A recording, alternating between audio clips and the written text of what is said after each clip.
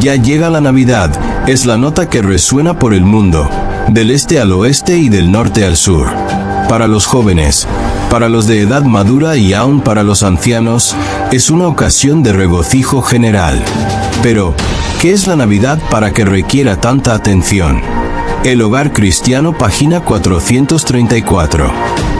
Llegó diciembre y el espíritu navideño llena los hogares. Las casas se decoran con la mercadotecnia de la época, resaltando especialmente el tradicional árbol navideño. Este símbolo se levanta en casas, tiendas, centros comerciales y parques. Los decoran de forma tan hermosa que las personas corren a tomarse fotos frente a ellos. Pero, ¿sabes en realidad cuál es el origen de este árbol? ¿Qué pensarías si te digo que, al poner un árbol navideño en tu casa, estás levantando un altar a Tamuz? ¿Qué pasaría si supieras que, de esta manera, estás contaminando tu hogar y abriéndole las puertas a huestes espirituales de maldad? El trasfondo del árbol navideño va mucho más allá del comercio actual. Su historia se remonta a tiempos antiguos. Los pueblos paganos adoraban al dios Sol y realizaban sus ritos debajo de árboles frondosos. Al respecto, la profecía advierte sobre las consecuencias de estas prácticas. Donde quiera que habitéis, serán desiertas las ciudades, y los lugares altos serán asolados. Vuestros altares y vuestros ídolos serán quebrantados, y vuestras imágenes del sol serán destruidas. Sabréis que yo soy Jehová cuando sus muertos estén en medio de sus ídolos en derredor. Oseas 4, 6. Los seguidores de Nimrod y Tamuz adornaban árboles frondosos, con frutos rojos y bolas brillantes en representación del sol. Es alarmante que, hasta el día de hoy, millones de personas sigan esta costumbre sin conocer su verdadero origen. Hoy en día, estas tradiciones paganas son tan populares que muchos hacen a un lado la palabra de Dios para participar en ritos que, en el plano espiritual, no hacen más que invitar huestes demoníacas a sus hogares. El comercio y la mercadotecnia bombardean la mente con una nostalgia inmediata, haciendo que parezca casi imposible pasar la época sin comprar y adornar un árbol. Muertos estén en medio de sus ídolos en derredor. Oseas 4, 6. Para entender este misterio, debemos hablar de Nimrod. Se cree que Nimrod fue el primer rey poderoso que reinó sobre la faz de la tierra. La Biblia lo describe como un hombre fuerte y un conquistador impetuoso. Su gobierno comenzó a expandirse, pero fue interrumpido por la confusión de lenguas en la Torre de Babel. Desde allí, se desplazó hacia Asia y edificó ciudades paganas, incluyendo la famosa Nínive. Su fama se extendió por doquier, siendo reconocido también como uno de los fundadores de Babilonia. El nombre Nimrod significa rebeldía, y él le hacía honor a su nombre. Su valentía y destreza le permitieron conquistar naciones, alcanzando una grandeza humana tal que, tras su muerte, fue deificado. Fue conocido como una nostalgia inmediata, haciendo que parezca casi imposible pasar la época sin comprar y adornar un árbol. Hoy en nuestro programa te mostraremos el verdadero origen de la Navidad y te diremos qué se puede hacer y qué no, de acuerdo con el espíritu de profecía.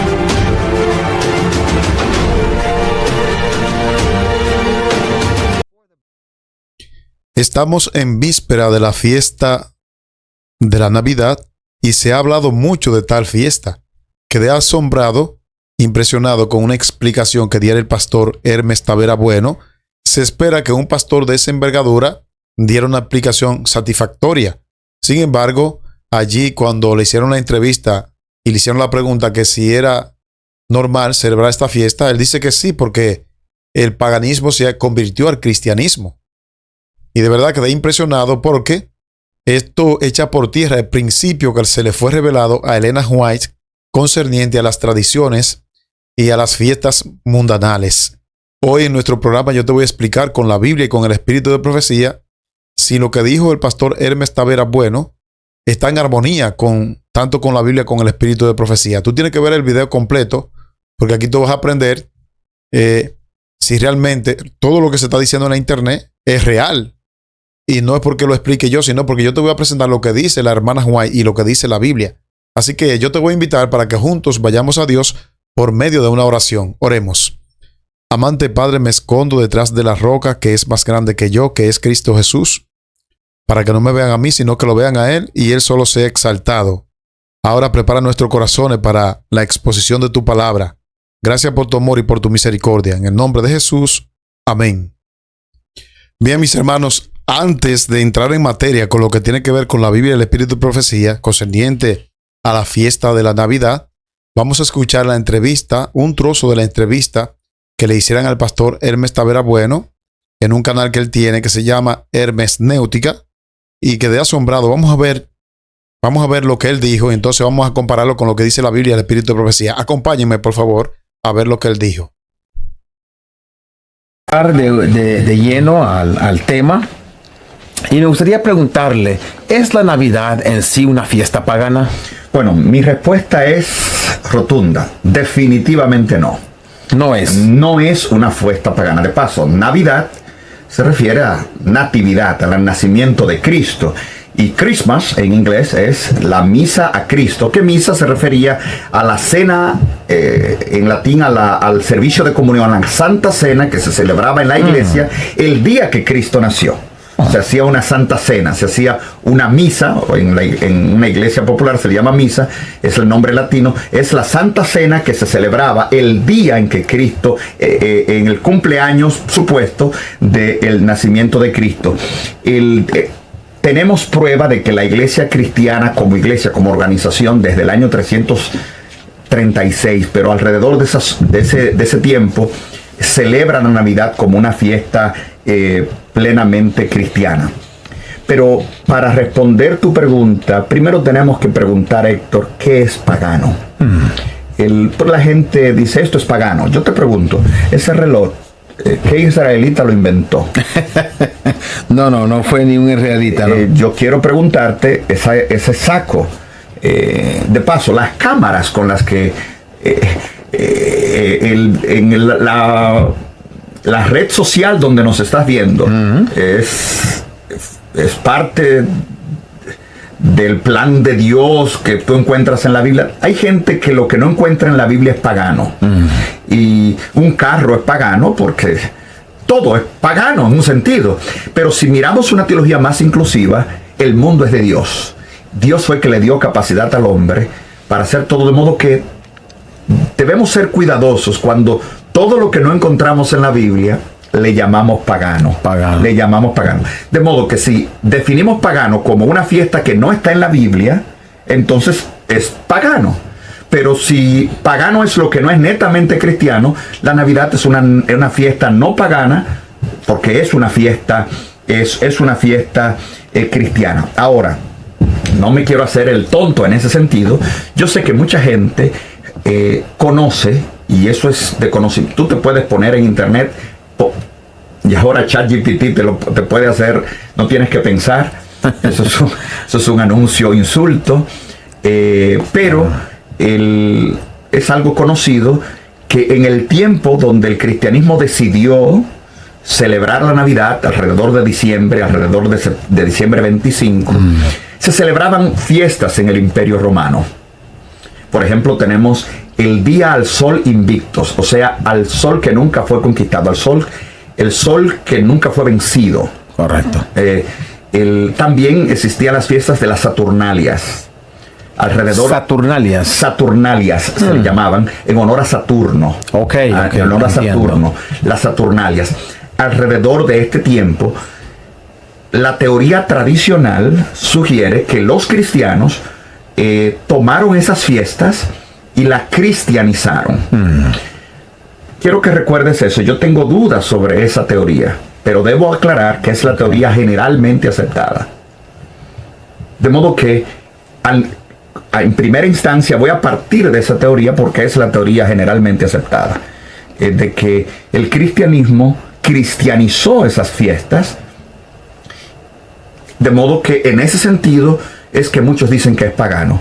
Pero yo quiero ser honesto en este sentido. Imagínate, Héctor, imagínate que en 100 años, y eso es posible, Estados Unidos o el país donde nos estás escuchando sea enteramente musulmán, mayoría musulmán.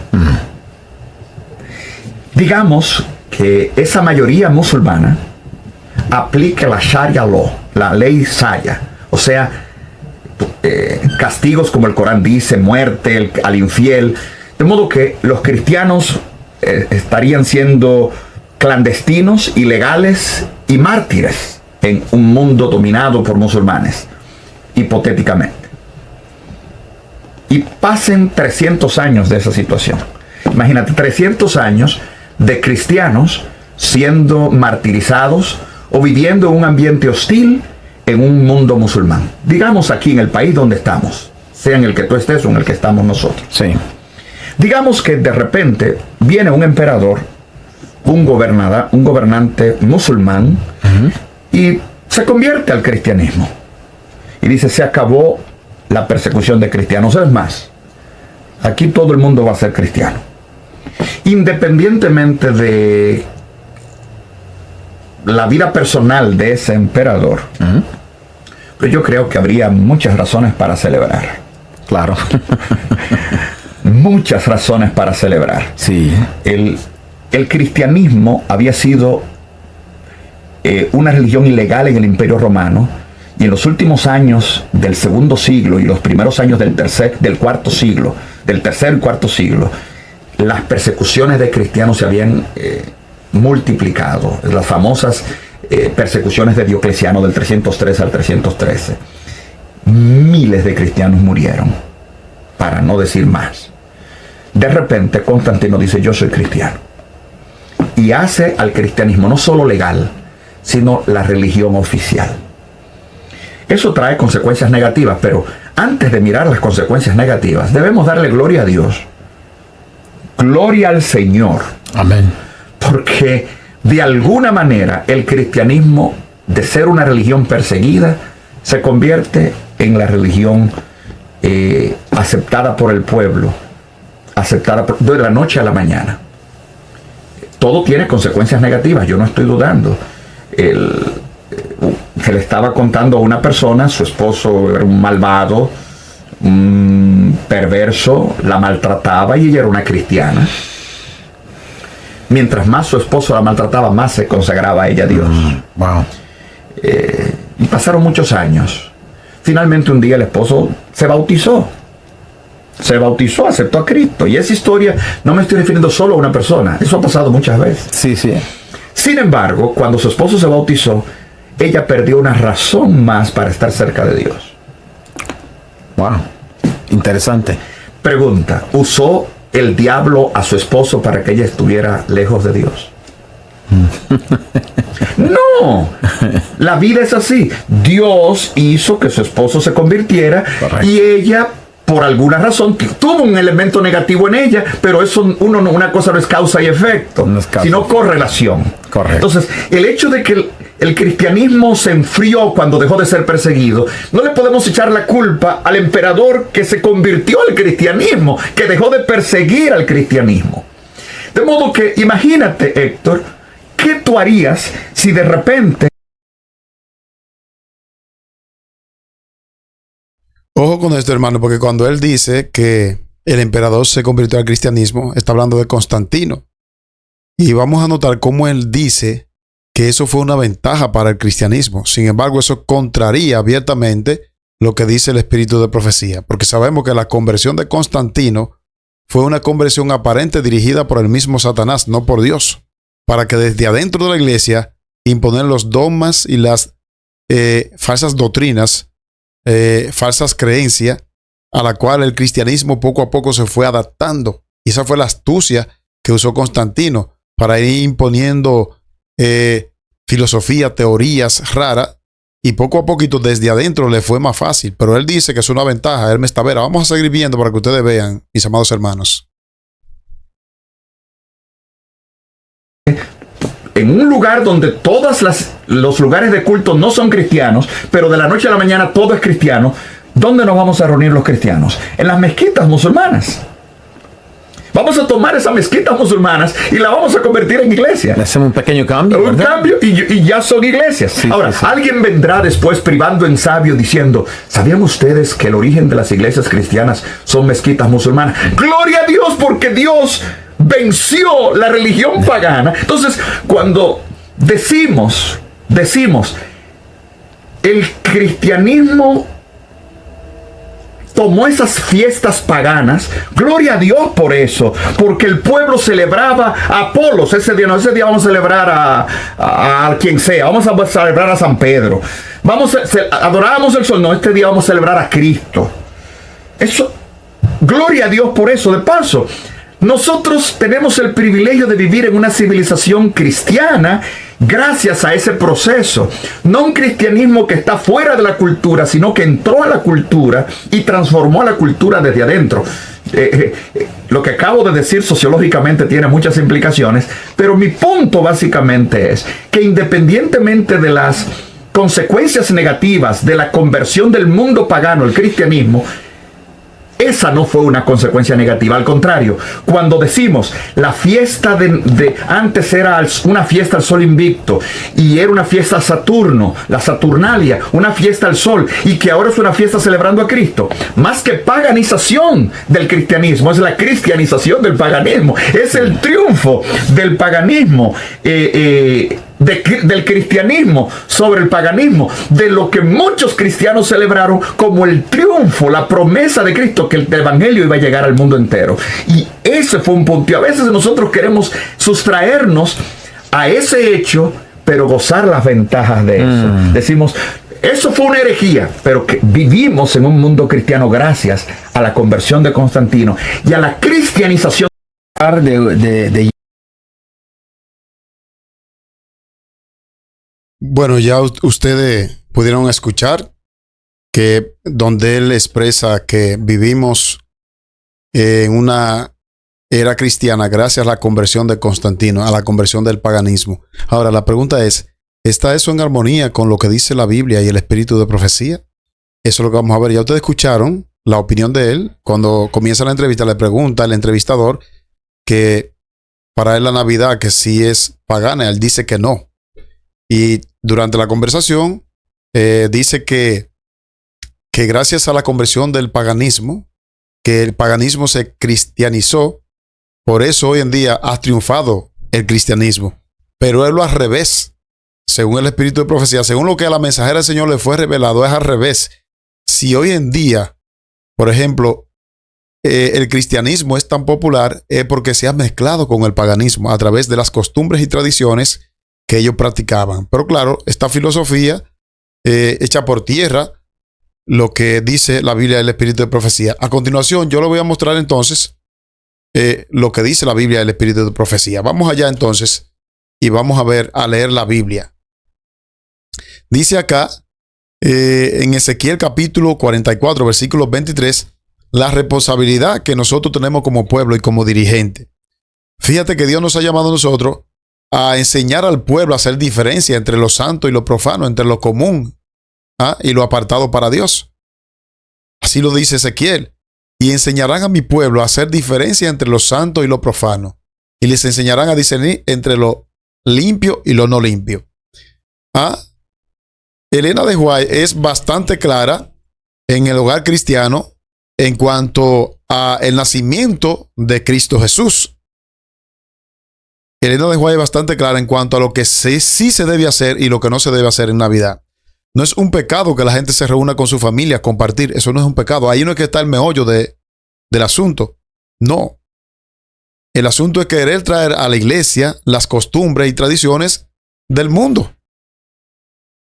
Porque dice aquí que debemos enseñar al pueblo a hacer diferencia entre lo santo y lo profano. A enseñar al pueblo a discernir entre lo limpio y lo no limpio. Entonces la pregunta que yo digo es, ¿con esta actitud del pastor Hermes Taveras estamos cumpliendo con el principio bíblico? No. Reitero, Elena de White es bien clara en el hogar cristiano. Hay un capítulo entero en el hogar cristiano que se titula La Navidad, donde ella dice que se puede poner un árbol y en vez de luces y bolas, colgarles sobre con ofrenda para ayudar a las viudas, a los huérfanos, a los enfermos y a los encarcelados. Eso dice ella. Y ella también dice que es una época donde podemos compartir la palabra de Dios con los demás. Eso no es pecado. Pero ella también dice que debemos cuidarnos de la extravagancia, del despilfarro, porque no hay una época del año donde se maltrate más el cuerpo en todos los ámbitos que en diciembre, porque es en el mes que más se consume cerdo. Ustedes pasan por la calle y ustedes ven como en la orilla de la autopista están vendiendo cerdo. El cerdo, Dios lo prohíbe porque es como el ratón, es inmundo, tiene la triquina, una bacteria que se aloja en el cerebro. Eso todo el mundo lo sabe. Es en el mes que más se consume cerdo. Entonces, ¿cómo él viene a decir que no es una fiesta pagana? Si la gente practica lo que las naciones antiguas practicaban, porque esto del consumo de cerdo, cuando usted lo analiza a raíz de la historia, se dará cuenta de que esa es una tradición de los paganos. Y todo eso se hace en el mes de diciembre. Ahora bien, dice la Biblia en Mateo 15, 8 y 9, este pueblo de labios me honra, mas su corazón está lejos de mí. Pues en vano me honran, enseñando como doctrinas mandamiento de hombre. Y esto es lo que acabamos de ver en la entrevista que se le hicieron a Hermes Tavera. Él está enseñando, un líder como él, está enseñando que la Navidad no es pagana. Reitero, usted reunirse con sus familiares, compartir con sus allegados, eso no es pecado. El pecado está en traer a la iglesia las costumbres y las tradiciones que practica el mundo, ¿verdad que sí? Hay muchos hermanos que se beben su copita de vino. Hay muchos hermanos que despilfarran dinero. Hay muchos hermanos que desperdician alimentos. Todo eso tiene que ver con las tradiciones y costumbres mundanales. Y aquí dice, este pueblo de labios me honra, mas su corazón está lejos de mí, pues en vano me honran enseñando como doctrinas mandamientos de hombre. Nosotros vamos a encontrar tanto en la Biblia como en el Espíritu de Profecía los consejos claros y bien definidos de lo que la mensajera le fue revelado concerniente a esta época del año. Ahora bien, Hermes Tavera hablaba de la conversión de Constantino, que eso fue una ventaja. Eso históricamente, aunque yo desde el punto de vista humano no me puedo comparar con Hermes Tavera. Bueno, yo incluso recibí clase de Hermes Tavera. Si él va a ver este video, él se acordará que allá en la finca de David Galvá, él nos dio clase de teología a un grupo de jóvenes en una escuela de sostén propio. Yo, humanamente, desde el punto de vista humano, no me puedo comparar con él porque él tiene mucho doctorado, es uno de los mejores teólogos, pero está acariciando una filosofía que tiene que ver con lo tradicional, con lo cultural, y la cultura es peligrosa porque los principios de Dios no se pueden regir por la cultura. Los principios no pueden ser afectados ni por el tiempo, ni por las circunstancias, ni por la cultura, porque siguen siendo principios. Cuando la Biblia dice que no como que Dios prohibió el cerdo, Dios no lo prohibió solamente en República Dominicana, Dios lo prohibió fue en todos los países. O sea, si en un país culturalmente se alimentan de eso, Dios no lo va a justificar por su cultura. Entonces, él hablaba de la conversión de Constantino como una ventaja para el cristianismo, y no es así, es al contrario. Miren lo que dice Elena de White en el libro El conflicto de los siglos, en la página 49. Lean conmigo en pantalla. La conversión nominal de Constantino a principios del siglo IV causó gran regocijo y el mundo disfrazado con capa de rectitud se introdujo en la iglesia. ¿Cómo fue que el mundo se introdujo en la iglesia? Con capa, dice allí, de rectitud. Eso fue lo que él hizo. Como él vio que la matanza de los cristianos no le daba resultado, ¿qué dijo él? Bueno, yo me voy a convertir al cristianismo y desde adentro voy a comenzar la obra funesta que hasta el sol de hoy ha estado dando sus renuevos. Y aquí la mensajera del Señor dice todo lo contrario de lo que dice Hermes Tavera, porque dice la conversión nominal de Constantino a principios del siglo IV causó gran regocijo y el mundo disfrazado con capa de rectitud se introdujo en la iglesia. Desde entonces, la obra de corrupción, ¿de qué? Interesante, de corrupción progresó. Quiere decir entonces que no es como Hermes dice, que fue una ventaja, porque desde que Constantino se convirtió en el siglo IV, entonces la obra de corrupción dice que hasta el sol de hoy ha sido penetrado en las iglesias. Y eso nosotros lo vemos, eso no es una falacia. Sigue diciendo la declaración. Dice que la obra de corrupción progresó rápidamente. El paganismo que parecía haber sido vencido, que es lo que está planteando Hermes Tavera, vino a ser el vencedor. Su espíritu dominó a la iglesia. Porque no creas tú que Satanás siempre actúa con sabiduría. Él tiene muchos años estudiando al ser humano y él sabe por dónde el ser humano puede caer. Entonces, ¿qué hizo él? Usó a Constantino para una aparente conversión y entonces desde adentro de la iglesia se fueron cambiando las normas y los principios de la doctrina pura.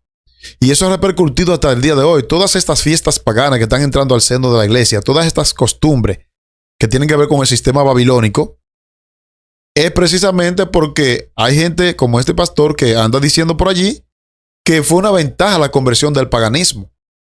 Pero Elena de White dice que el paganismo nunca va a cambiar. No va a cambiar. No porque ese sea su destino, porque Dios se le da oportunidad a todo, sino porque Roma no cambia. Lo dice claramente el espíritu de profecía.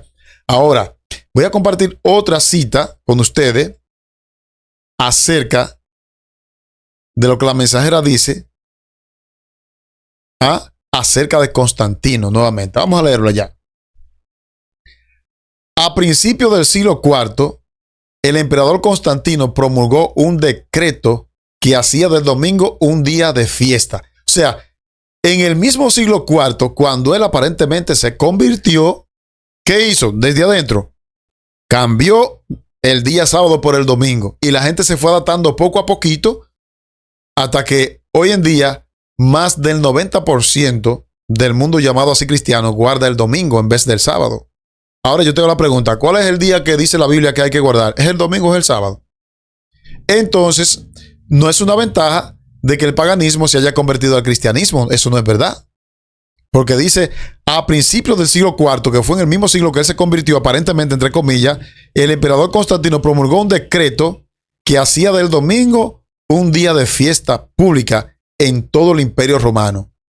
La primera ley dominical fue Constantino que la promulgó en cuanto de domingo.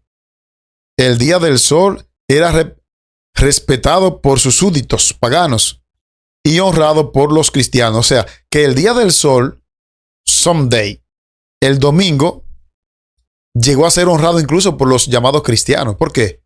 Porque, repito, desde adentro, Constantino fue haciendo sus artimañas para que la doctrina pura fuera desapareciendo. Y sí que le dio resultado. Tanto así que hoy en día encontramos hombres de grande envergadura, cristianos pastores, diciendo que el cristianismo triunfó sobre el paganismo. Y es mentira. Aquí dice el espíritu de profecía que no. Que quien venció fue el paganismo, porque desde adentro de la misma iglesia comenzó a hacer sus obras diabólicas. Sigue diciendo, la política del emperador consistía en unir los intereses en conflicto del paganismo y el cristianismo. Constantino lo que vio sabiamente es que por más cristianos que mataban, otros se convertían, y él vio que no le daba resultado el hecho de matar cristianos. Entonces dijo, yo me voy a convertir y desde adentro entonces voy a comenzar a hacer la obra que yo quiero hacer. De modo que lo que dice Hermes Tavera en la entrevista no es real. El cristianismo no venció sobre el paganismo, es al contrario. El paganismo venció tristemente al cristianismo. Y vamos a seguir viendo, mis amados hermanos, otros textos de la Biblia que nos ayudan a entender a nosotros cómo tú y yo debemos vivir en un mundo que no solamente en el mundo secular, sino en el mundo religioso, está siendo bombardeado por los sistemas culturales, está siendo bombardeado. Óyeme, la cultura le ha hecho mucho daño al pueblo remanente, a la iglesia, porque repito, los principios que Dios ha establecido en su santa palabra no pueden ser alterados ni por el tiempo, ni por las circunstancias, ni por la cultura. Los principios son principios eternos, que están basados en la ley de Dios. ¿Y qué dice la palabra de Dios? Léalo conmigo en pantalla. Dice 1 Juan 2, 15 y 16. No améis al mundo, ni las cosas que están en el mundo. Si alguno ama al mundo, el amor del Padre no está en él. Porque todo lo que hay en el mundo, los deseos de la carne, los deseos de los ojos y la vanagloria de la vida no provienen del Padre, sino del mundo. Entonces, lo que dice Hermes Tavera contraría el principio bíblico abiertamente. Y eso que yo solamente tomé un trozo. Si ustedes van a YouTube y ven todo el video, se van a dar cuenta de que este hombre usa la filosofía, usa la subjetividad. Y la subjetividad es peligrosa. ¿Por qué? Porque la subjetividad, que es los que los científicos ateos usan para decir que cada quien ve la cosa de acuerdo a su interpretación. Y eso dice el Metaver en la entrevista, que lo que para mí puede significar pagano, para otro puede significar cristiano y para otro puede significar otra cosa. Y de acuerdo a la concepción que cada quien tiene de lo que ve y de lo que escucha, no es malo porque cada quien lo concibe de acuerdo a cómo lo concibe, valga la redundancia. Y eso es lo que supone la subjetividad. Esa filosofía es peligrosa porque eso echa por tierra la fe del cristiano. Si al cristiano se le quita lo único que tiene, que es la fe, entonces la vida carece de sentido.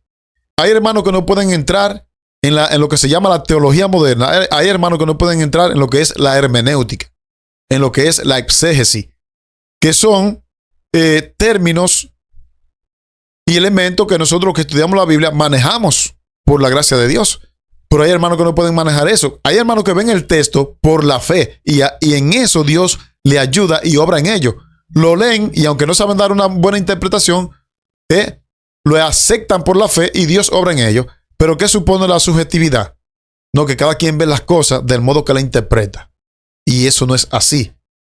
Los principios de Dios están bien claros y bien definidos en las Sagradas Escrituras para que el más sencillo, hasta un niño lo pueda comprender. Hay que tener cuidado con la filosofía que están entrando a la iglesia, porque la fe va más allá de la filosofía humana. La fe, como la define Hebreos capítulo 11, es estar seguro de lo que no vemos. Lo que usted no ve no lo puede ni siquiera explicar, y cierto de lo que esperamos.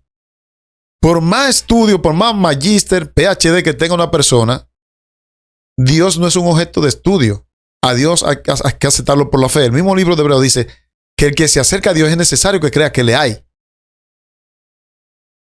Porque sin fe es imposible agradar a Dios. La misma Elena de White dice que cuando se le busca tanto la quinta pata al gato en cuanto a los escritos que están tan claros y a la revelación profética, termina el texto perdiendo la importancia. Porque hoy en día la teología moderna quiere buscarle tanto la raíz que ya no se ha conformado con el hebreo y el griego, sino que ahora se le está añadiendo la subjetividad. Y eso es peligroso, esa filosofía. Porque si cada quien ve el texto como quiere y lo interpreta como quiere, entonces eso va a dar como resultado una confusión terrible. Y ya está la confusión. Si hoy en día en el mundo hay tantas religiones, precisamente porque cada quien ve el texto como lo quiere ver. Pero Sandy no puede ver el texto como él quiere. Yo tengo que ver el texto como Dios lo expresa en su santa palabra. ¿Ah? Y aquí dice claramente que yo no debo amar a quién, al mundo. Ni las cosas de este mundo, porque si alguno ama al mundo, el amor del Padre no está en él. Porque todo lo que hay en el mundo, los deseos de la carne, los deseos de los ojos y la vanagloria de la vida, no provienen del Padre, sino del mundo. Amados hermanos, no es un asunto de extremismo, es un asunto de poner cada cosa en su lugar. ¿Usted quiere reunirse con su familia? Amén, aleluya, gloria a Dios. La Biblia no condena eso. ¿Usted quiere compartir incluso una cena con su familia? Eso no es pecado. Ahí no está el punto, ahí no está el meollo del asunto.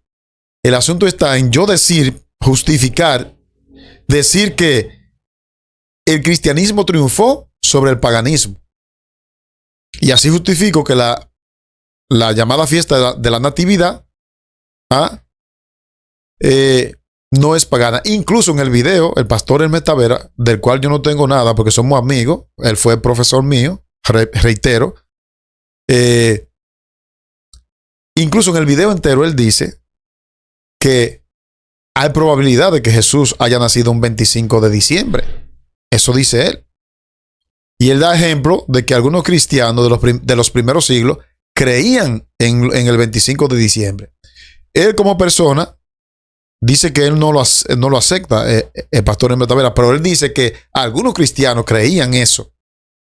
Pero eso va en contra de la revelación. Si nosotros creemos en la revelación que se le dio a Elena de White, no podemos estar predicando cosas que contrarían el espíritu de profecía. Si yo acepto el espíritu de profecía y lo creo, no puedo estar predicando cosas que contrarían el espíritu de profecía, porque reitero, en el capítulo llamado La Navidad del hogar cristiano, Elena de White dice que hubo dos cosas que Dios nos reveló,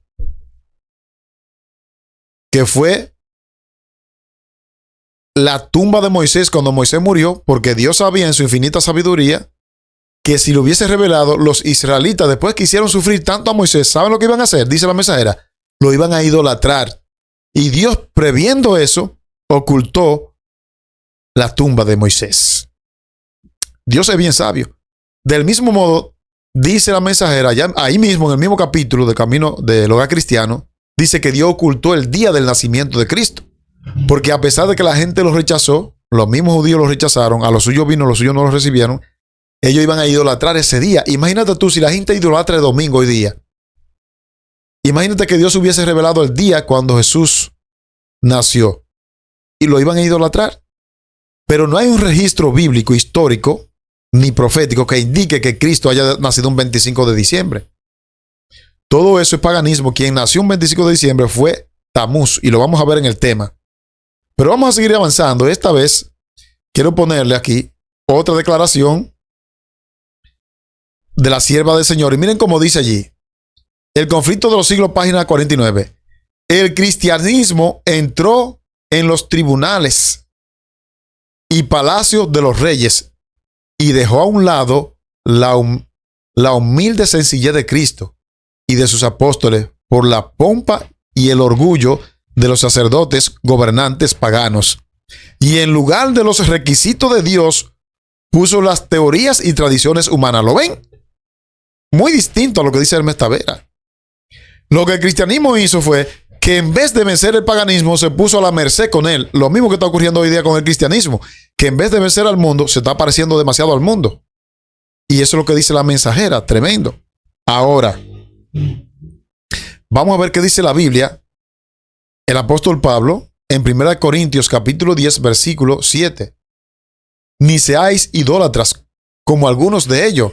Según está escrito, se sentó el pueblo a comer y beber, dos puntos característicos que se hacen en diciembre, y se levantó a jugar.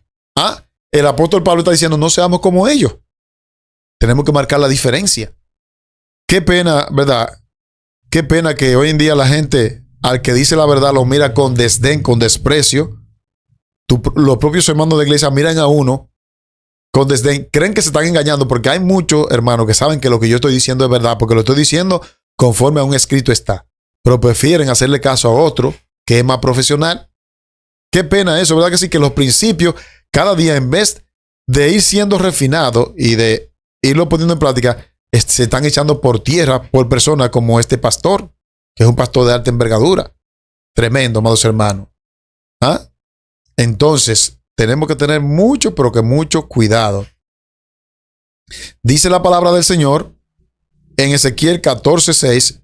Por tanto, di a la casa de Israel, así dice Jehová el Señor, convertíos y volveos de vuestros ídolos y apartad vuestro rostro de todas vuestras abominaciones. Esa es la orden que el Señor da. Y nada más no fue para el pueblo de Israel. Dios dice, volveos a mí. Dejen los ídolos. Apártense de todas esas abominaciones. La pregunta es, después que tú veas esto, ¿tú vas a continuar con las abominaciones o vas a hacer lo que Dios quiere? Porque aquí no es lo que diga Sandy, ni lo que diga Hermes, es lo que diga la palabra de Dios. Yo siempre le digo a los hermanos, no se lleven de mí. Por eso les regalo el material. Hay predicadores que venden el material de la diapositiva y confírmenlo ahí para que ustedes vean. Lo venden. Yo se los regalo para que ustedes analicen y no se lleven de gente. Lean su Biblia, lean el espíritu de profecía. Vienen muchos engaños, yo siempre lo digo. Y personas como estas. ¿Qué dice el profeta Jeremías? Conviértanse ellos a ti y tú no te conviertas a ellos. Eso es lo que tenemos que hacer, amados hermanos.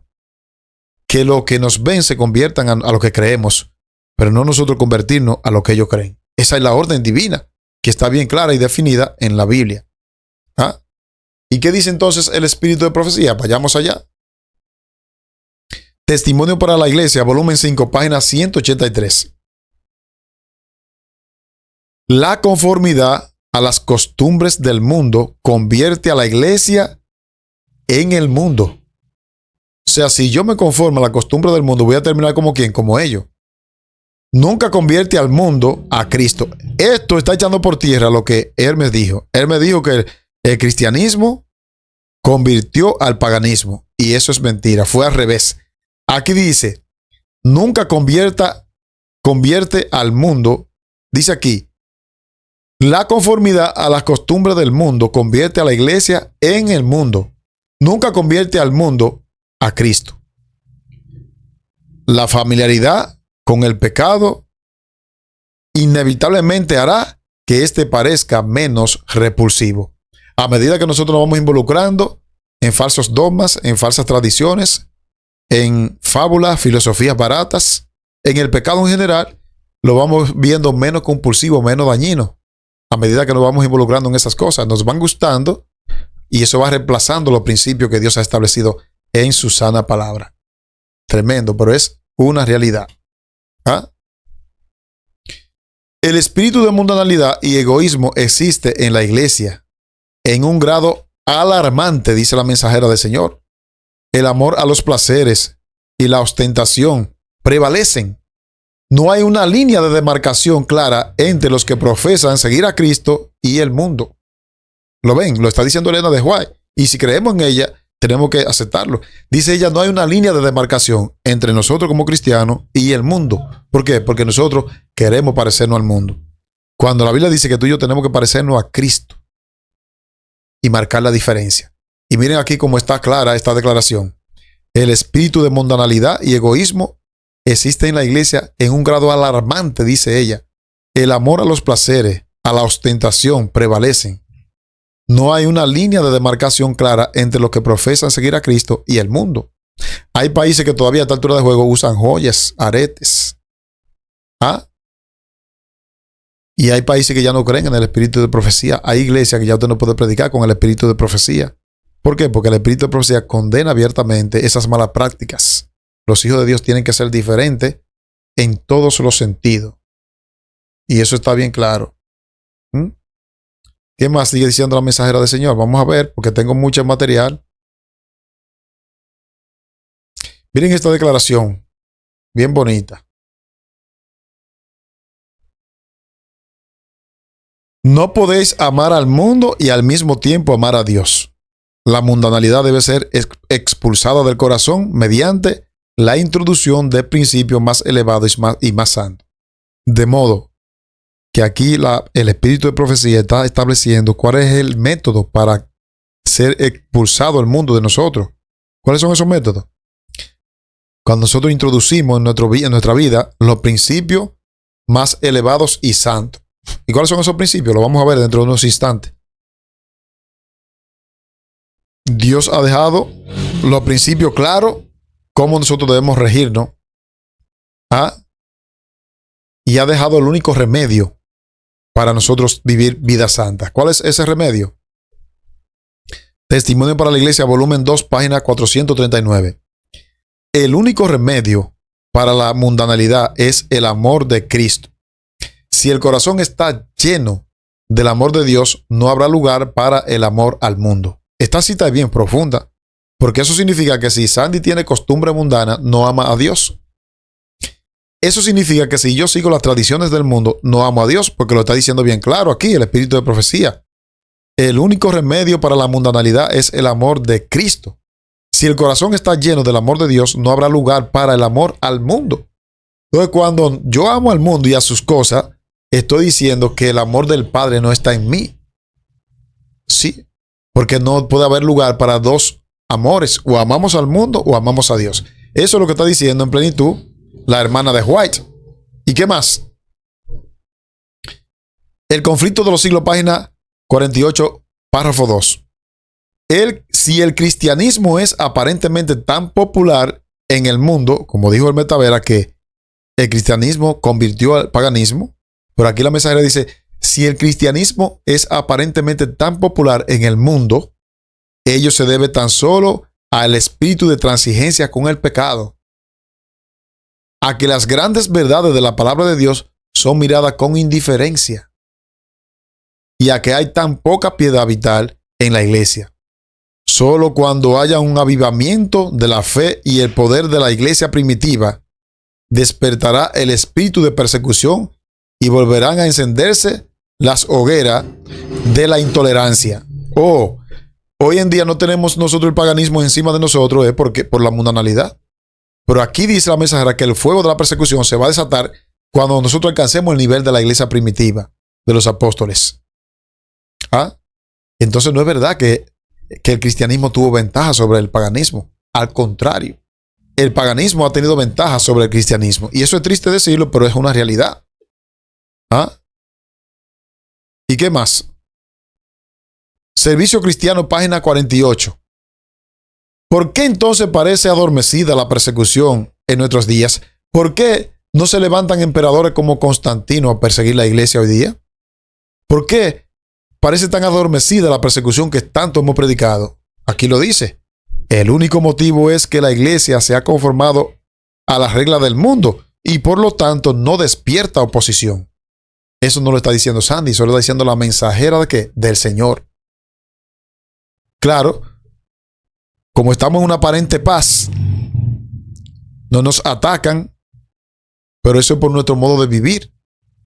Y entonces, como no nos atacan, como no estamos siendo perseguidos, entonces se levantan hombres como Hermes Tavera y dicen, no, gracias a la conversión de Constantino, gracias a la conversión del paganismo, hoy estamos en paz. Pero no estamos en paz, porque todos los lazos se están amarrando para que las profecías tanto de Daniel 7 como de Apocalipsis 13 y Apocalipsis 17 se cumplan. Se van a cumplir. No es un asunto de que Constantino se convirtió y que el cristianismo hoy ha cristianizado la Navidad. No es eso. Estamos hablando de principios que siempre la inmensa mayoría ha pisoteado. Siempre la minoría siempre es la que hace caso a lo que Dios dice. Sí, la minoría. Y no hemos vuelto popular, ¿por qué? Porque tristemente hemos pisoteado los principios. El conflicto de los siglos en la página 382 dice así: está de moda en el mundo hacer profesión de religión, gobernantes, políticos, abogados, médicos y comerciantes se unen a la iglesia para asegurarse el respeto y la confianza de la sociedad y así promover sus intereses mundanos. Eso fue lo que hizo Constantino. Para asegurarse el respeto de los cristianos se metió a la iglesia. Y hoy en día eso está muy de moda también, dice la mensajera. Gobernantes, políticos, abogados, médicos, comerciantes se unen a la iglesia ¿para qué? Para que desde adentro imponer respeto, ganarse la confianza y comenzar a cambiar las normas que Dios ha establecido. Eso está de moda, dice la mensajera hoy día. Y eso es una verdad. Nosotros podemos ver que hoy en día la iglesia tiene el privilegio, entre comillas, de tener abogados, médicos, incluso políticos como Ben Carson, que nosotros lo pudimos ver que en el gobierno de Donald Trump, Ben Carson apostató. ¿Por qué? Porque él fue partidario de algunas leyes que se dictaron en Estados Unidos, que tenían que ver con el aborto y otros aspectos. El espíritu de profecía no se equivoca, amados hermanos, está bien claro ahí. Dice que hay hombres que han tenido una profesión de fe, políticos, abogados, médicos, comerciantes, y se unen a la iglesia para asegurarse el respeto y la confianza de la sociedad y así promover sus intereses mundanos. ¿Lo ven? Todo está en el espíritu de profecía. A mí que no me vengan a decir, sí que el paganismo se convirtió. Mentira, el paganismo nunca se ha convertido.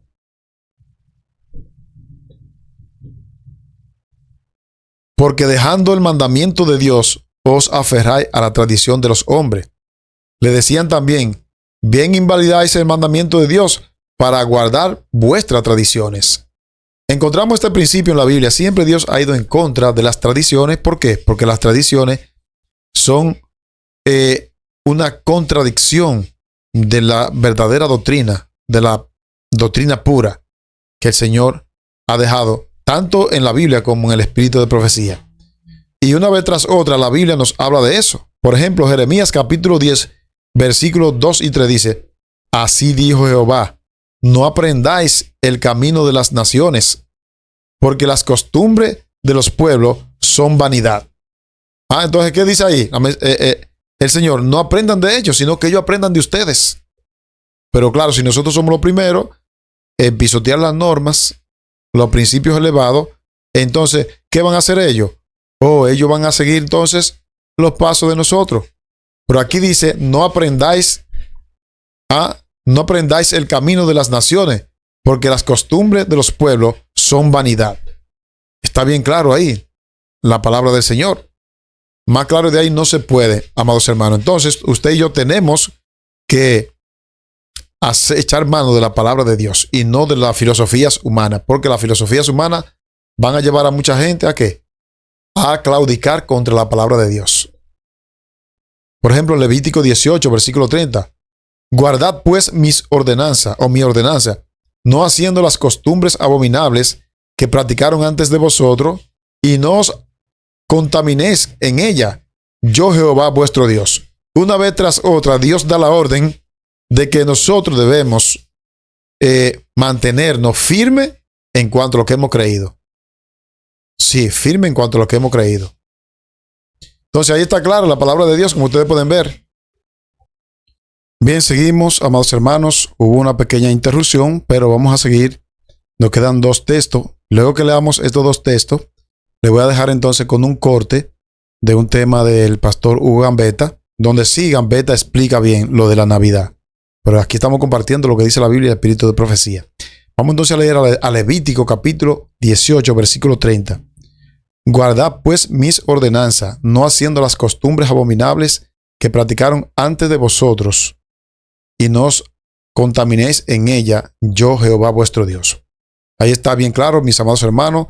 Y la última es una cita que el apóstol Pablo, inspirado por el Espíritu Santo, nos aconseja, no solamente a los que eran contemporáneos de él, sino a nosotros nos aconseja cómo debemos conducirnos nosotros en cuanto a las prácticas y tradiciones mundanas. Dice allí en Efesios capítulo 5, versículo 11, y no participéis en las obras infructuosas de las tinieblas, sino más bien reprendedlas. Ese texto está bien claro, es un texto bellísimo, donde dice qué debemos tú y yo hacer frente a esto.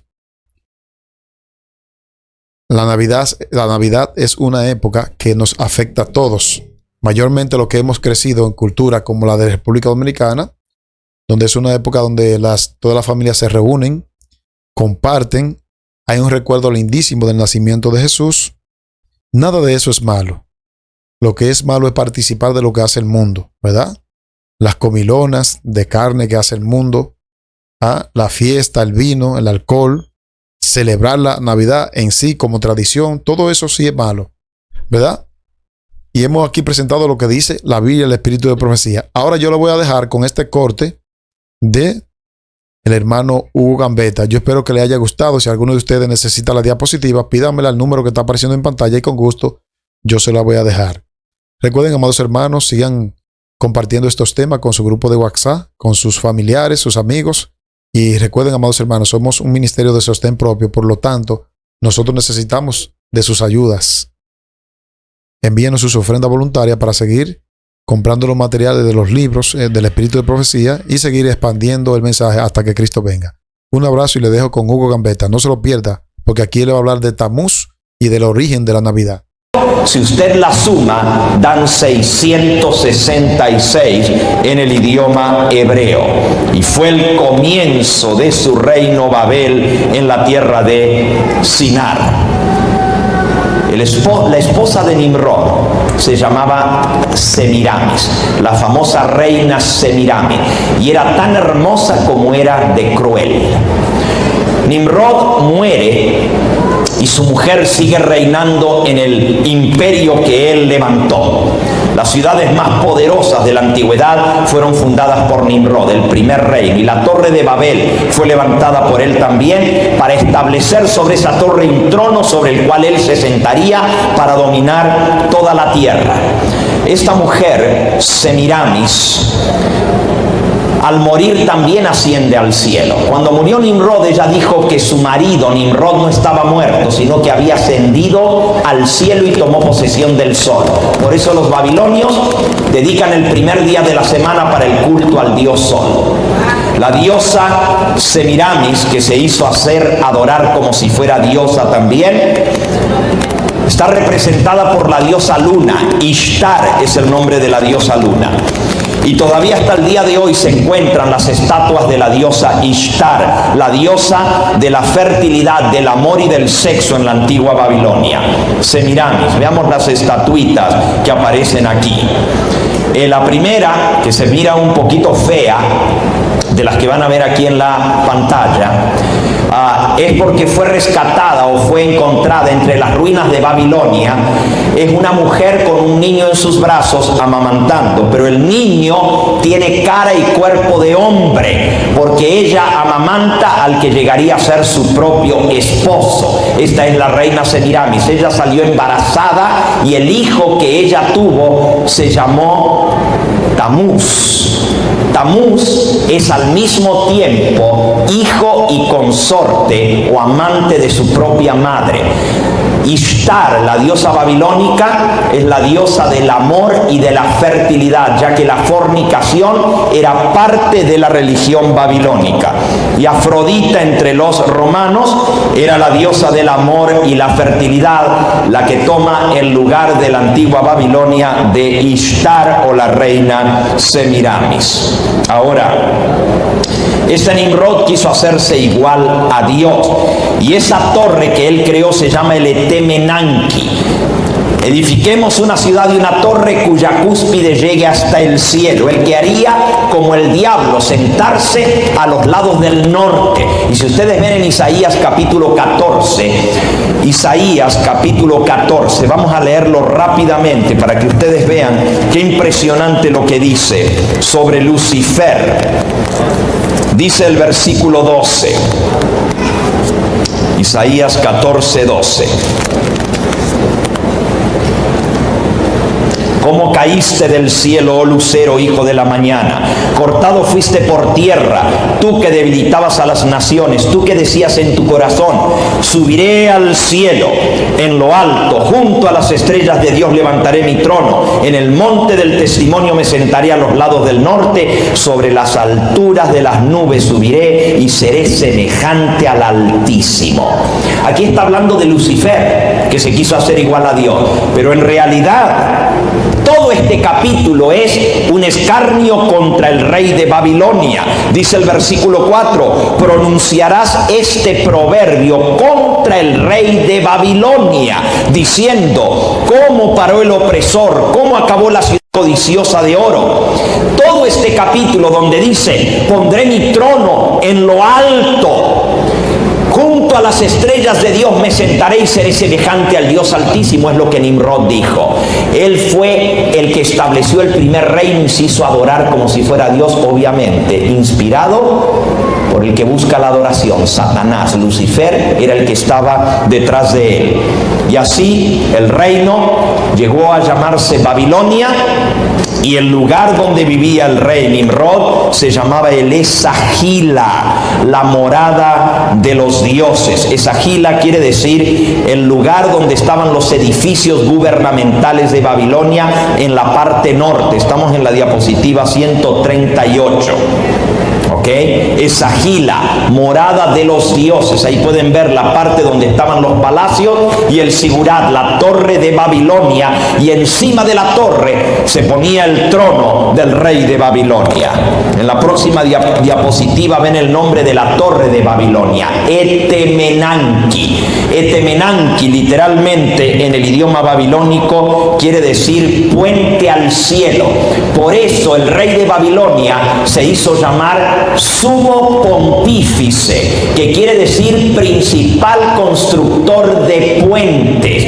Pontífice viene de ponto, que es puente, y tífice de artífice, que quiere decir constructor de puente, porque él iba a construir un puente que uniera el cielo con la tierra, y en medio de ese puente iba a estar el rey de Babilonia. ¿No es eso una blasfemia contra el Dios del cielo?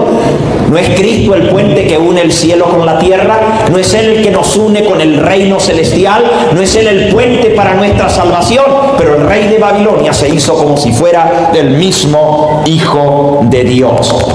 Me voy a tener que saltear muchas de estas cosas porque quiero llegar a Tamuz, el hijo de Semiramis. Semiramis sale embarazada cuando ella está ya viuda, su marido había muerto, y ella les hizo creer a los babilónicos que salió embarazada porque el sol la dejó embarazada. Ella dice que había abierto la ventana y estaba adorando al sol, pero su marido, que era el sol, bajó el sol, se metió en la ventana, la tiró al suelo y la dejó embarazada. Y así salió un niño que le pone por nombre Tamuz. Tamuz es el redentor de los babilónicos. Y veamos un poquito acerca de Tamuz.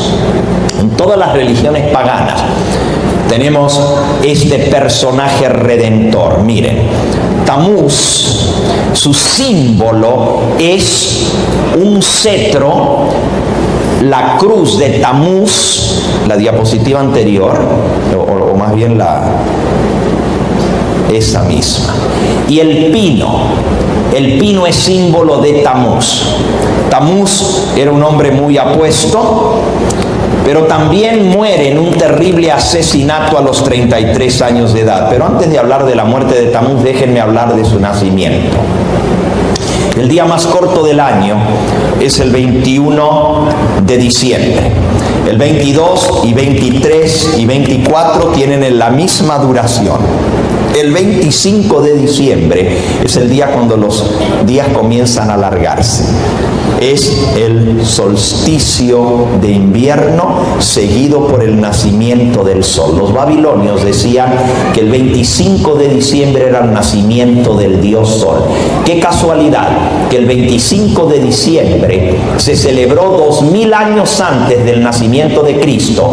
Por 2000 años los babilonios, los persas, los griegos y los romanos celebraban el nacimiento del dios sol en el solsticio de invierno, el 25 de diciembre. Es el nacimiento del dios babilónico Tamuz. ¿Cómo lo celebraban? Trayendo un árbol, el árbol que no muere en invierno, el pino, y llenándolo de antorchas de fuego, representando la luz del sol. También le colgaban bolas representando al dios sol, bolas brillosas. El culto al dios Tamuz se hacía a través de un árbol. Por eso hasta el día de hoy, el 25 de diciembre, se adorna el árbol con luces, el árbol de Navidad. Y arriba del árbol se le coloca la estrella, que le dicen la estrella de Belén. Pero no es la estrella de Belén, es la famosa estrella del oriente, o sea, la estrella que representa a Tamuz. En la Trinidad babilónica, Tamuz está representado por la estrella matutina, Venus, la primera estrella que sale en la puesta del sol. El planeta Venus representa, y esa estrella se coloca arriba del árbol. Ustedes lo pueden ver en todos los dibujos babilónicos, un pino con una estrella arriba. Pero hoy en día la gente piensa que es la estrella de Belén que le ponen arriba del arbolito. ¿Dónde en la Biblia dice que hay que traer un pino y meterlo dentro de la casa para representar el nacimiento de Cristo? ¿Dónde salió esa costumbre? La única explicación es el paganismo que viene de la antigua Babilonia. Otro símbolo de Tamuz es el huevo y la serpiente. La serpiente es símbolo de la vida, es símbolo del dador de la vida. Por eso hasta el día de hoy el símbolo de la medicina que supuestamente da la vida es un cetro con una serpiente. El huevo también es símbolo de la vida porque la vida viene de un huevo. Y todo esto es símbolo de la fertilidad. La serpiente es la que fertiliza al huevo, porque la serpiente pasa por el huevo y lo fertiliza. Era la costumbre o la creencia de los antiguos babilónicos. Ahora miren qué interesante. Este Tamuz, escuchen bien ahora, no solamente nace un 25 de diciembre, y por cierto, yo les dije que le voy a decir la verdad sobre la Navidad. Mejor que la sepan. Cristo no nació un 25 de diciembre. En primer lugar, la Biblia dice que los pastores estaban en Belén, en los campos, cuidando los rebaños de ovejas, cuando los ángeles del Señor se le aparecieron y le anunciaron el nacimiento de Cristo. ¿Ustedes creen que en Belén, que es el hemisferio norte, que está a la misma altura que Nueva York y Chicago, en un 25 de diciembre van a estar cuidando las ovejitas en el campo. Cuando hay nieve y hielo, cae una terrible nevada todo el mes de diciembre en Belén. Si ustedes ven la fiesta de la Navidad que celebran los católicos allá, van a ver que todo Belén está cubierto de nieve. Los pastores meten los rebaños a los apriscos desde mediados de octubre a más tardar, principios de octubre o a más tardar 10, 12, 13 de octubre, ya guardan los rebaños en los apriscos para cuidarlos del frío, para protegerlos de los vientos helados. Ningún pastor estaba allá en el campo un 25 de diciembre guardando ninguna ovejita. Cristo no nació un 25 de diciembre. Hoy yo les puedo decir mucho más. Miren, la gente usa el pesebre. Pone al niño Dios en el medio, pone a José y a María y el niño en el pesebre, y a un lado le pone a los pastores y al otro lado le pone a los reyes magos trayéndole sus preseas. Miren, de vez en cuando está bueno leer lo que dice la Biblia, hermanos, y no andar haciendo lo que hace la gente. La gente, ay, pero sí, si la Biblia habla de los reyes magos, que no vinieron, ¿cómo se llaman? Gaspar y... ¿cómo se llama? Melchor y ¿cómo es el otro? Eso es puro cuento, eso no está en la Biblia. Ahora, que vinieron los hombres sabios de Oriente está, pero vamos a leer el registro para que ustedes vean lo que dice. Vamos al libro, creo que esto está en el libro de Marcos, si no recuerdo mal, o Marcos o Lucas, uno de los dos. Vamos a buscarlo. Vamos a ver. Lucas capítulo 2. Para que ustedes vean lo que dice la Biblia, y la palabra de Dios no se puede contradecir. Si nosotros seguimos costumbres de la gente, vamos a contradecir la palabra de Dios. Miren, versículo 8 de Lucas 2. Había pastores en la misma región que velaban y guardaban las vigilias de la noche. Y se les presentó un ángel del Señor, y la gloria del Señor los rodeó de resplandor, y tuvieron gran temor. Pero el ángel les dijo: no temáis, porque aquí os doy nuevas de gran gozo, y será para todo el pueblo, que os ha nacido hoy en la ciudad de David un Salvador, que es Cristo el Señor. Esto os servirá de señal. Acá está la señal. Hallaréis al niño envuelto en pañales y acostado en un pesebre. Díganme una cosa, ¿ustedes creen que una madre va a tener a un niñito envueltito en pañales en un pesebre en pleno 25 de diciembre al aire libre? Un pesebre no es un lugar resguardado, es un lugar donde van a comer los animales. Es un lugar abierto donde se pone la comida de los animales. Y ahí estaba el niño envueltito nomás en un pañal, que la Biblia no, que la Virgen María no tenía una cobijita para arroparlo de tanto frío. Miren, hermanos, el cuento ese de que Cristo nació un 25 de diciembre no está en la Biblia. La Biblia no nos da la fecha del nacimiento de Cristo, pero sabemos que no puede haber sido en invierno por lo que estamos leyendo. Y luego la historia de los Reyes Magos. Miren lo que dice.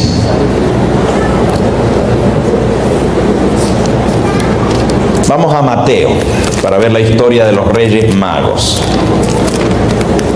Mateo capítulo 2 dice así: cuando Jesús nació en Belén de Judea, en días del rey Herodes, vinieron del oriente a Jerusalén unos magos diciendo: ¿dónde está el rey de los judíos que ha nacido? Porque su estrella hemos visto en el oriente y venimos a adorarle. Oyendo esto, el rey Herodes se turbó, y toda Jerusalén con él. Y convocados todos los principales sacerdotes y los escribas del pueblo, les preguntó dónde había de nacer el Cristo. Y los escribas le dijeron: en Belén de Judea, porque así está escrito por el profeta: y tú, Belén, de la tierra de Judá, no eres la más pequeña entre los príncipes de Judá, porque de ti me saldrá un guiador que apacentará a mi pueblo Israel. Entonces Herodes, llamando en secreto a los magos, indagó de ellos diligentemente, escuchen bien ahora, el tiempo de la aparición de la estrella. Y enviándolos a Belén, dijo: id allá y averiguad con diligencia acerca del niño, y cuando le halléis, hacedmelo saber, para que yo también vaya y le adore. Ellos, habiendo oído al rey, se fueron, y Y aquí la estrella que habían visto en el oriente, que iba delante de ellos, los condujo hasta que llegando se detuvo sobre donde estaba el niño. Y al ver la estrella se regocijaron con muy grande gozo. Y al entrar en la casa, vieron al niño con su madre María, y postrándose lo adoraron, abrieron sus tesoros, le ofrecieron presentes, oro, incienso y mirra. Pero siendo avisados por revelación en sueño, no volvieron a Herodes, regresaron a su tierra por otro camino. ¿Notaron ustedes que dice que entraron en la casa donde estaba el niño? No dice en el pesebre. En la casa donde estaba María y el niño. ¿Cuánto tiempo había pasado? ¿Ustedes quieren saber? Mírenlo. Después que ellos partieron, un ángel del Señor se le apareció a José en sueños y le dijo: levántate, toma al niño a su madre y huye a Egipto. Y permanece allá hasta que yo te diga, porque acontecerá que Herodes buscará al niño para matarlo. Y él despertando tomó de noche al niño y a su madre y se fue a Egipto. Y estuvo allá hasta la muerte de Herodes. Versículo 16. Entonces, cuando Herodes se dio cuenta que estaba burlado por los magos, se enojó mucho y mandó a matar a todos los niños menores de 2 años que había en Belén y en todos sus alrededores, conforme al tiempo que había inquirido de los magos. Él les preguntó a los magos: ¿cuánto tiempo hace que vieron la estrella? Y según lo que ellos les dijeron, mandó a matar a los niños 2 años. Díganme una cosa, ¿cuánto tiempo había pasado desde que el niño nació hasta que los magos vinieron? 2 años. ¿Dónde estaba la madre y el niño? En una casa. José no la dejó a la Virgen María por 2 años viviendo en un pesebre. Eso fue una emergencia de una noche, que no había lugar en el mesón. Y entonces tuvo que nacer el niño en un pesebre. Y no era en diciembre, era obviamente o en primavera o en verano o en otoño, pero no en invierno. Esto me está diciendo a mí que la hermosa historia de los pastorcitos a un lado y los reyes magos al otro nunca sucedió así. Los pastores vinieron y vieron al niño en un pesebre, pero los reyes magos lo encontraron en una casa viviendo con María y su padre José. ¿Están entendiendo lo que estoy diciendo? Que si nosotros vamos a hacer algo, tenemos que ver lo que la palabra de Dios dice. Entonces todos esos que ponen el pesebre y ponen a Gaspar y a Melchor y a Baltasar y ponen a los pastorcitos al otro lado, nunca han leído el registro bíblico de lo que dice. Eso es un mito, eso es una leyenda, nunca sucedió de esa manera. Es más, el arbolito de Navidad es un símbolo pagano, como lo es toda la historia de Tamuz y el día del nacimiento de Cristo. Si Dios hubiera querido que le celebráramos el cumpleaños a Cristo, nos hubiera dado la fecha en que nació. Les voy a decir más, la enciclopedia del famoso autor, la enciclopedia de 26 volúmenes cristiana de Baker, donde habla acerca de la Navidad, ustedes la pueden buscar. Esta es la enciclopedia cristiana, comentario bíblico de el famoso, y se me va el nombre ahora, de este famoso teólogo cristiano. Él hizo una investigación a fondo del tema de la Navidad y saca el montón de datos para demostrar que Cristo ni nació un 25 de diciembre, ni las costumbres que se celebran hoy en día. ¿Y saben lo que él dice? Literalmente, y eso está en el librito que ustedes se llevaron anoche, La verdad sobre la Navidad. Ahí viene la cita de la enciclopedia y del comentario bíblico adventista, no adventista, sino bautista. Y él dice allí que todo lo de la Navidad es un gran fraude pagano, que la fiesta es pagana, que su origen es pagano, y que la iglesia cristiana no comenzó a celebrar esa fiesta sino hasta después de la introducción del paganismo por Constantino, que se adoraba al dios Sol y se celebraba el cumpleaños del día Sol. Y él dice: investigué en la Biblia y jamás se encuentra en toda la Biblia que Dios mandó a celebrar ningún cumpleaños. Al contrario, los únicos dos cumpleaños mencionados en la Biblia es uno del rey pagano, el faraón de Egipto, en el cual para celebrar su cumpleaños le volaron la cabeza al panadero. Y el otro cumpleaños celebrado en la Biblia, mencionado en la Biblia, fue celebrado por el rey Herodes, otro rey pagano, y voló la cabeza de Juan el Bautista. En los dos cumpleaños paganos celebrados en la Biblia o mencionados en la Biblia, en los dos son paganos y en los dos se decapitó a una persona. Los cumpleaños, dice él, no están mencionados en la Biblia y Dios nunca mandó a celebrar el cumpleaños de Cristo. Si Él hubiera querido que se celebrara, nos hubiera dejado la fecha cuando Él nació, pero no está mencionada en la Biblia. Es más, la enciclopedia Schaff-Herzog saca la fecha aproximada cuando Cristo pudo haber nacido. ¿Y sabe cómo la saca? Yo no lo voy a hacer en esta noche porque el tiempo se me fue. Pero con la Biblia yo les puedo demostrar desde el nacimiento de Juan el Bautista. Juan el Bautista era hijo de un sacerdote, Zacarías. Y Zacarías le tocó ministrar en el santuario según el orden de su clase. Y era el de la clase de Abías. Eso dice Lucas capítulo 1, versículo 18 en adelante. Cuando usted mira en el libro de Crónicas la clase de Abías, cuando le tocaba ministrar en el santuario, allí fue donde el ángel se le apareció y le dijo a Zacarías que su mujer iba a tener un hijo. Cuando él volvió, pasado los 9 meses, pasado 6 meses, volvió el ángel Gabriel y le dio el nombre del niño, y a los 9 meses nació el niño. La enciclopedia saca la fecha, desde la fecha que da la Biblia para la orden de Abías, le cuenta 9 meses para el nacimiento de Juan el Bautista, y no le da en el mes de diciembre, le da en el mes de septiembre o principios de octubre a más tardar para el nacimiento de Cristo Jesús. Eso es prueba, otra prueba más de que la Navidad no tiene su origen en el cristianismo, sino directamente en el paganismo. Pero este Tamuz, a quien se celebra, es más grave. Y yo voy a terminar con esto porque el tiempo se me fue, nomás para que ustedes vean hasta dónde llega esto. Tamuz es adorado como el dios Sol. Diapositiva 151.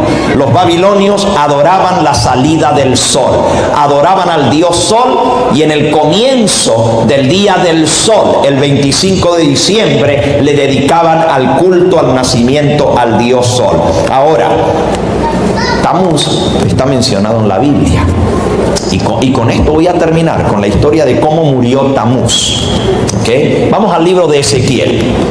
Ezequiel, en el capítulo 8, está mencionado el dios babilónico Tamuz. También Ezequiel y el profeta Jeremías mencionan a la diosa Semiramis, la reina Semiramis, la reina del cielo se le llama, que es la adoración a la diosa del amor y la fertilidad. Ezequiel capítulo 8.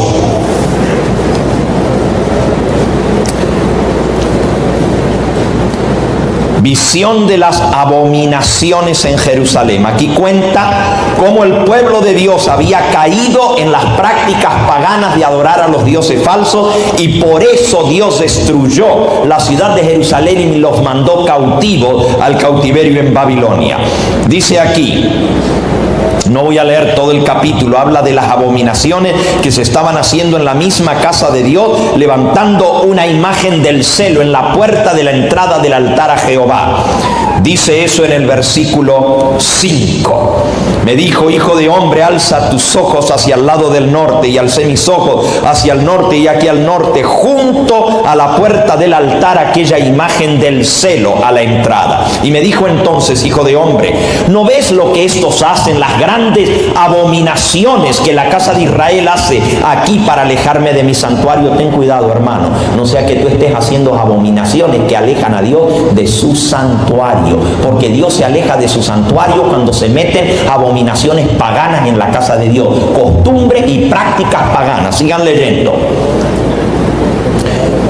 Me llevó a la entrada del atrio y miré, y aquí en la pared un agujero, y me dijo: hijo de hombre, cava ahora en la pared. Y cavé en la pared, y aquí una puerta, y me dijo: entra y ve las malvadas abominaciones que estos hacen allí. Entré pues y miré, y aquí toda forma de reptiles, bestias abominables, todos los ídolos de la casa de Israel que estaban pintados en la pared por todo alrededor. La casa de Jehová pintada con imágenes, con ídolos, lo mismo, la misma abominación que hay en la iglesia católicas y aún las luteranas y aún las episcopales y muchos otros que no han quitado las imágenes de sus templos, pintados todos de imágenes. Y Dios dice: esto es abominación. Te voy a mostrar peores abominaciones. Sigan leyendo. Versículo 12. Y me dijo: hijo de hombre, ¿has visto las cosas que los ancianos de la casa de Israel hacen en tiniebla, cada uno en sus cámaras pintadas de imágenes? Porque dicen ellos: no nos ve Jehová, Jehová ha abandonado la tierra. Y me dijo después: vuélvete aún y verás abominaciones mayores que hacen esto. Y me llevó a la entrada de la puerta de la casa de Jehová, el templo de Dios que está al norte. Y aquí mujeres que estaban allí sentadas endechando ¿a quién? ¿A quién? A Tamuz. ¿Quién era Tamuz? El dios babilónico, el hijo del sol, el hijo de la reina Ishtar, la diosa del amor y la fertilidad. ¿Por qué estaban endechando a Tamuz? Endechar quiere decir llorar. ¿Por qué lo lloraban? Mujeres endechando a Tamuz. Tamuz, el hijo y marido de su propia madre. Por cierto, la historia se repite entre los egipcios también. ¿Han oído ustedes hablar en psicología de freudiana, el mito de Osiris? ¿Saben lo que es el mito de Osiris en psicología? Incesto. La madre teniendo relaciones con su propio hijo. Pues esta reina tenía relaciones, era madre y mujer de su propio hijo. Cuando su hijo es asesinado, lo cortan en pedazos, tiran los pedazos de su cuerpo por toda Babilonia. La reina madre vuelve a mandar a que se recogen todos los pedazos de Tamuz para coser los pedazos de su cuerpo, y ella le va a devolver la vida a Tamuz a través del acto que da la vida. El acto que da la vida es el acto sexual. Entonces, cuando pone todo el cuerpo de Tamuz junto, se da cuenta que le falta una parte del cuerpo, y sin esa parte del cuerpo no le puede devolver la vida, porque es la parte que tiene que ver con dar la vida, ¿no es cierto? El órgano sexual de Tamuz. Por cierto, 40 días dura la endecha de Tamuz entre los babilónicos. Endecha quiere decir el luto, el lloro de Tamuz. 40 días. ¿Saben cuándo comienza? Comienza con el miércoles en el cual los adoradores de Tamuz vienen ante los sacerdotes de Tamuz que se visten de luto. Por eso el color negro. Miren, ningún sacerdote en la Biblia se le permitía usar el color negro. Los sacerdotes de Jehová tenían que vestirse de lino fino blanco, pero el color negro es símbolo del luto, y la Biblia dice que cuando alguien estaba de luto no podía ministrar en la casa de Jehová. Pero los sacerdotes paganos babilónicos se vestían de negro, símbolo del luto. Se rapaban la cabeza con una tonsura en forma redonda en señal de luto. Se ponían cortes en el cuerpo, y entonces los adoradores venían a recibir la señal del luto, que era la T de Tamuz en forma de cruz en la frente con ceniza. Así comenzaba el luto de Tamuz. ¿Se les parece algo que ustedes conocen hoy en día? Le llaman miércoles ¿de qué? De cenizas. ¿A dónde está en la Biblia el miércoles de ceniza? ¿A dónde dice la Biblia que hay que guardar luto 40 días por Jesús y que hay que ponerse una cruz de ceniza y hay que ir a que el sacerdote le ponga la cruz el miércoles de ceniza? Eso viene del paganismo. Ahora, al terminar esos 40 días de luto, la reina le va a devolver a su hijo la vida, pero se da cuenta que le falta el órgano necesario para darle la vida, para tener relaciones con su hijo.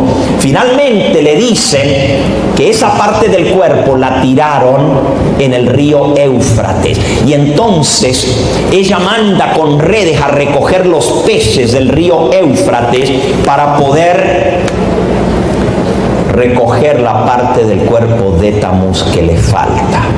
Ahora, yo les hago una pregunta. Hoy en día la gente celebra Easter,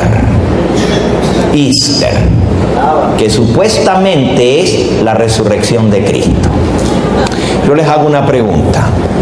En la próxima diapositiva, ¿de dónde salen estos símbolos de Easter? A ver, pónmelos ahí en la pizarra. El conejo de Easter, ¿qué tiene que ver con la resurrección de Cristo? Los Easter eggs pintados de colores, ¿qué tienen que ver con la resurrección de Cristo? ¿Qué tienen que ver con la resurrección de Cristo? Los huevos de Pascua y los conejos. Díganme, ¿qué tienen que ver los huevos de chocolate decorados y las canastitas con la resurrección de Cristo? Pero ese es Easter, supuestamente están celebrando la resurrección de Cristo. Síguele, por favor.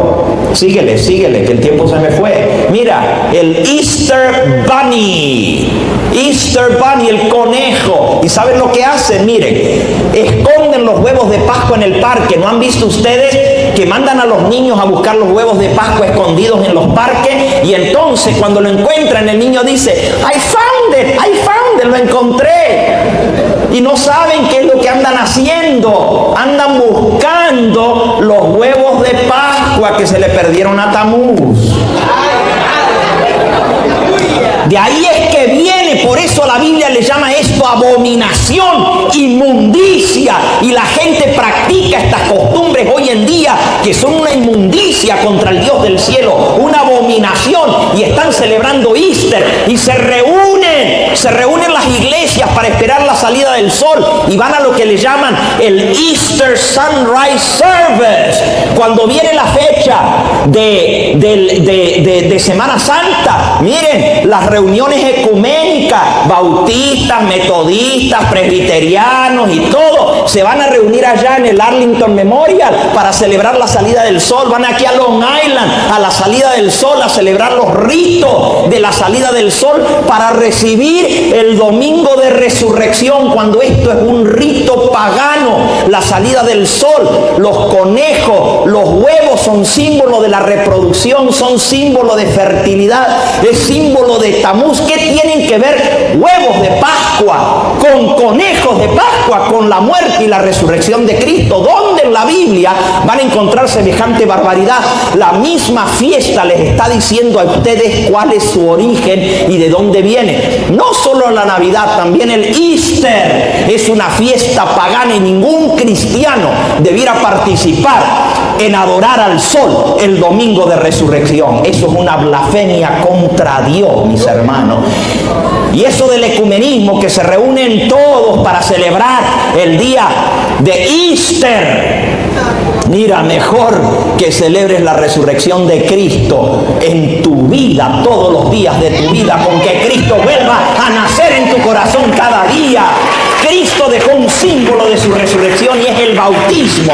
Dice que los que son bautizados en Cristo son sumergidos con Cristo a través del bautismo, son sepultados con Él para resucitar como Cristo resucitó una nueva vida. El símbolo de resurrección de Cristo no es ni el domingo de resurrección ni la fiesta de Easter. El símbolo de la resurrección de Cristo es el nuevo nacimiento, el bautismo, en el cual llegamos a ser nuevas criaturas a través de Cristo Jesús. No te veas mezclado con las cosas paganas, porque la Biblia dice que es abominación para con Jehová. Y si no me creen que el conejo es símbolo de fertilidad, vean la próxima diapositiva. Véanlo ahí. ¿De qué símbolo el conejo? Es símbolo de sexo, símbolo de fertilidad, símbolo de reproducción sexual. Hasta el día de hoy el conejo, eso es lo que representa. Pero en las iglesias adornan la escuela dominical con los conejitos de Easter y con los huevitos de Pascua, y los visten a los niños con los trajecitos de los conejitos. ¿Qué es lo que estamos enseñando a nuestros hijos? Abominación para con Jehová. Que Dios nos ayude y nos perdone por tanta ignorancia de estar metiendo en la casa de Dios fuego inmundo, fuego extraño extraño, fuego profano, doctrinas y prácticas paganas en el templo de Jehová. Dios dice, me han ofendido para alejarme de mi santuario con todas estas prácticas paganas. Oh, que Dios tenga misericordia de nosotros. Miren, la próxima diapositiva muestra al dios Tamuz.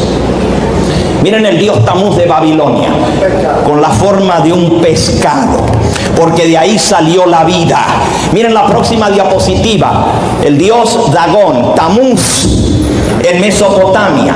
Fíjense bien los símbolos, eso viene de una escultura en piedra en la antigua Mesopotamia. Allí pueden ver el sumo pontífice babilónico con el cetro adorando al dios Sol en forma de serpiente y de águila, dos símbolos del dios Sol. Que está debajo? Un árbol adornado con las bolas, con los... No voy a entrar a explicar eso, hermano, esos símbolos, porque son símbolos sexuales, ¿verdad? Los tienen en el arbolito que está debajo. Pero miren, por favor, el manto que lleva. ¿Notan la canastita que lleva con los huevos de Pascua en la mano? Este es el sumo pontífice babilónico, pagano, adorando al dios Sol, el domingo de resurrección. Y fíjense el sombrero que lleva en su cabeza, la mitra en forma de boca de pescado, porque del pescado sale la vida. Es el símbolo del Redentor. Qué casualidad que los cristianos le ponen en sus carros un pescadito para decir que son cristianos. Y se lo ponen aquí en la solapa, un pescadito, y no saben de dónde viene esto. Que es abominación para con Jehová, mis hermanos.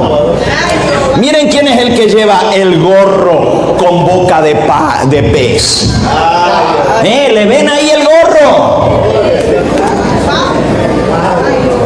Con la boca del pez, la tiara con boca del pez. ¿Lo están viendo o no lo están viendo?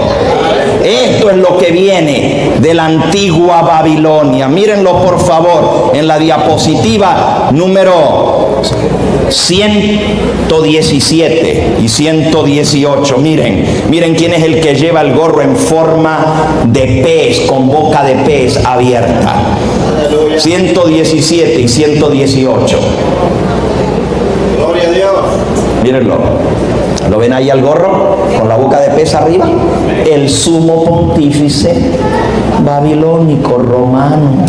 Blasfemia contra Dios. Pero los cristianos hacemos cosas que no entendemos. ¿Qué tiene que ver el pescado? ¿Qué tiene que ver los huevos de Pascua y el conejo? Todas estas cosas son prácticas paganas. Que Dios nos libre y nos guarde. Y saben ustedes, hermanos, sí, las tortas de pescado. ¿Y por qué creen ustedes que los babilonios no comen carne sino pescado en Cuaresma? Y la gente dice, no, pero es que es Cuaresma, hay que comer pescado. Y la gente no sabe de dónde vienen estas prácticas. No saben de dónde viene el miércoles de ceniza. No saben de dónde viene el comer pescado. No saben de dónde vienen los 40 días de la Cuaresma. No saben de dónde vienen los conejos. No saben de dónde vienen los huevos de Pascua. Pero están haciendo todas estas cosas que la Biblia le llama abominación para con Jehová. Miren, este poder decía que se iba a atrever a cambiar los tiempos y la ley de Dios. La fiesta que Dios estableció como pacto perpetuo para recordarlo a Él como Salvador, como Creador, ha sido cambiada por fiestas paganas. Y solamente vimos 2 de esas fiestas. ¿Saben cuántas hay? Hay más de 20 fiestas paganas metidas en el mundo cristiano. Más de 20 fiestas paganas. Les mencioné la Navidad y les mencioné la Semana Santa. ¿Les puedo mencionar Halloween? Esa ni hace falta, porque ya sabemos que es pagana. Esa no hay que ni buscarle mucho. Yo les puedo contar el origen de Halloween en la antigua Babilonia.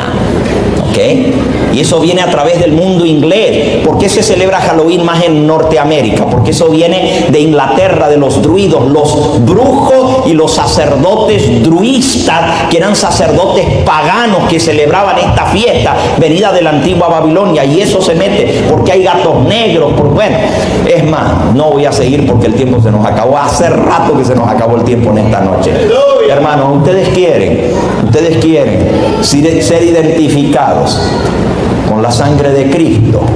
o con la inmundicia de la fornicación de Babilonia y las hijas de Babilonia, que son las iglesias que siguen las costumbres y prácticas del mundo.